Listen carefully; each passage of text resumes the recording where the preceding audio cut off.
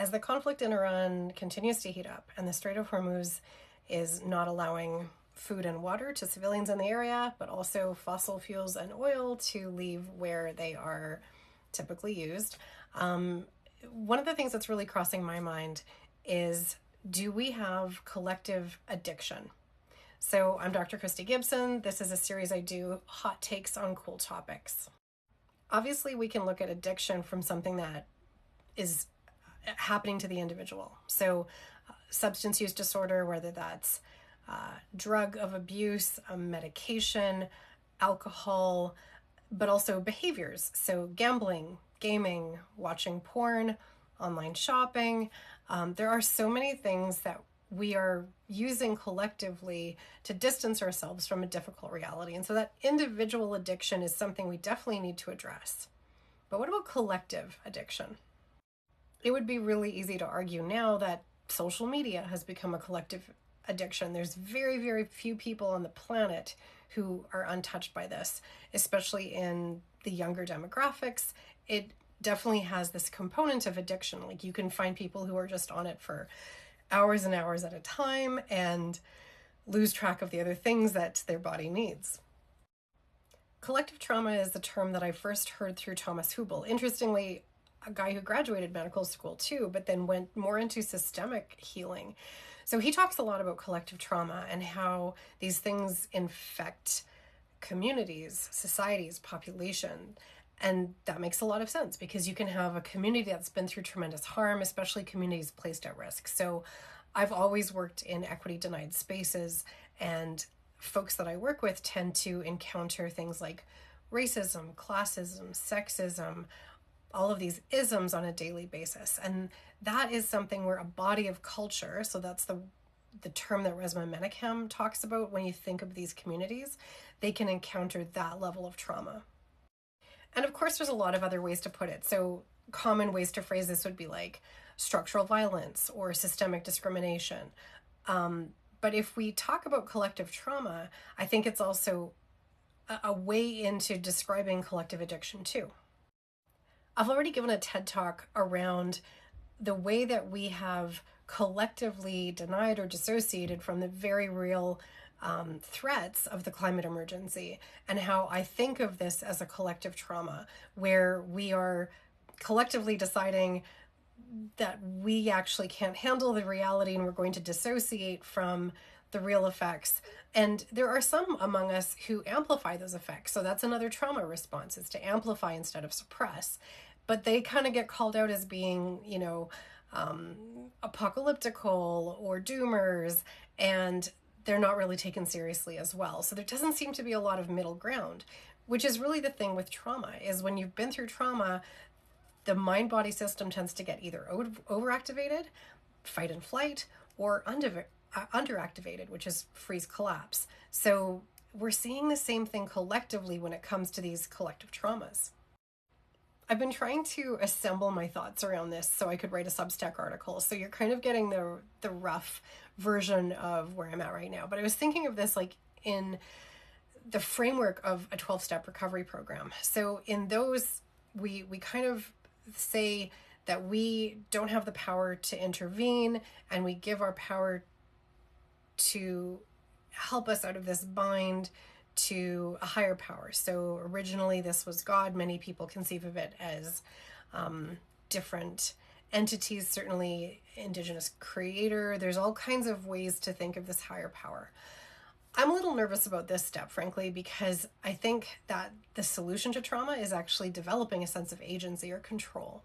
But 12-step programs have been very successful, so I don't want to say that this is an impossible thing. When you think about collective trauma, what is the power that is going to resolve this? Is it the earth and its energy? Is it a different kind of power that's going to shift? The matriarchal powers, something that could create a collective mindset shift, one can hope. And then they talk a lot about making amends. So that's a lot of the later steps in the 12 steps. And I've been thinking about this when it comes to collective trauma or collective addiction. What would recovery look like when we were making amends to future generations, to the land and the animals that have been harmed in the context of the climate emergency. There are some other really key concepts when it comes to addiction. So one is harm reduction. So what does it look like to mitigate and to believe that you can go to the climate protest driving a car, or you can recycle and put solar panels on your roof and still take a flight every once in a while. So it's against the concept of purity politics, where you are living this perfect life, and if you're not, then your advocacy work is tainted somehow.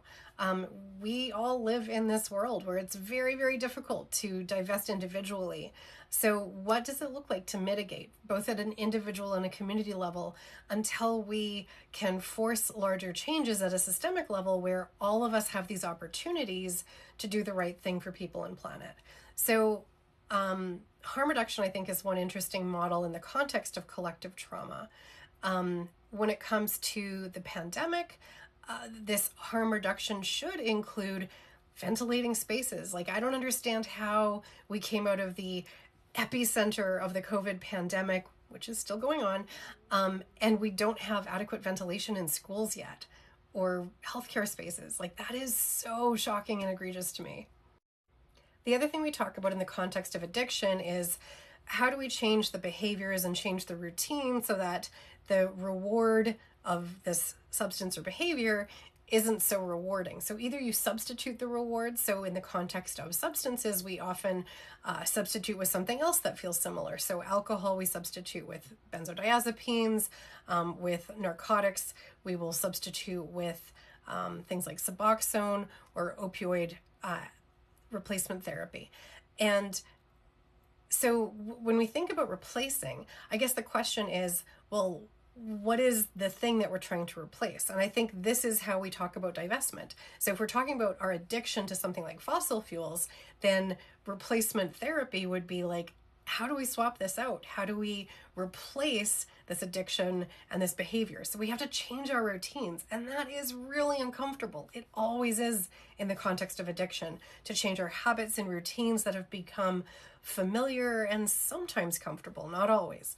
So in the context of how often we use plastic, how often fossil fuels are involved in our daily life processes, it's going to be some discomfort in that replacement process. But what creates this desire and this meaning making around addictions? For a lot of folks, they have faced consequences, whether that's relational, job related, financial, legal, physical consequences. There's so many reasons why a person might say, look, I need to curb this addiction. I need to get on top of it.